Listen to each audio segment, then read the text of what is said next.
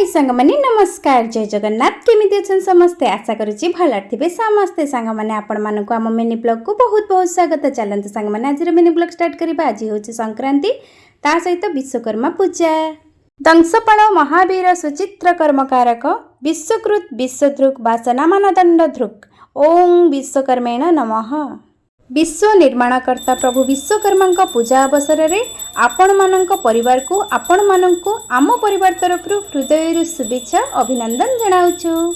सांग माने आपण मान तो जानिले आज हूँ संक्रांति ता सहित पड़ुची विश्वकर्मा पूजा। आ देखंतु आम घरे संक्रांतिर होम भी चली सरला परे एबे नना आसीगले आम गाड़ी को पूजा करबा पई। ई गाड़ीटा आम पई बहुत लकी कहीं सांग माने आम जेबेठू किणिलुणु से ना केबे आमको हैरान करछि ना केबे आमको लोक हंसा करछि। आम सहित हाथ रे हाथ मिसई पादरे पाद मिसई सेमती चली आम जुआड़े नहीं जाऊँ से सियाड़े चली आ केबे भी आमको ठकिनी। आ गोटे आश्चर्य कथा जानछन सांग माने तेल टिके नथिला दिन आमे हैरान हो नथिलु आम ठिकणा जगह पहुँची जाइलु। देखन सांग माने नना तां काम सारदेले बे सब काम सरीगला केवल बाकी रहिला भूमिर बाबा आसिले गाड़ीर लेंबू को चपेइबे।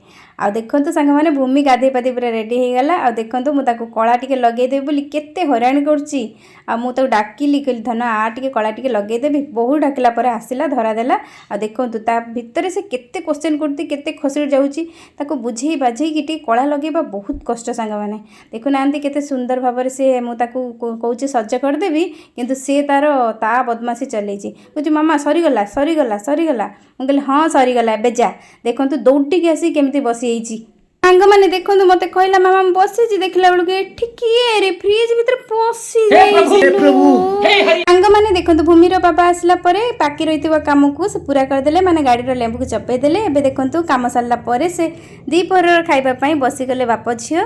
आ देखो केमी खाई दौची भूमि केते सुंदर भाव केते सुना पिला हेई खाउची भूमि। आ से माने खाई साला परे मोर खाइबा स्टार्ट हो गला। सांग माने आपण माने जदि चैनल को सब्सक्राइब करना ताले जल्दी जल्दी चैनल को सब्सक्राइब कर दियंतु। लाइक शेयर कमेंट निश्चय करिवे। आ भात सहित केते प्रकार तरकारी खाई कि मु आजिर ब्लॉग टू एंड करची पुन देखाबो नेक्स्ट ब्लॉग रे।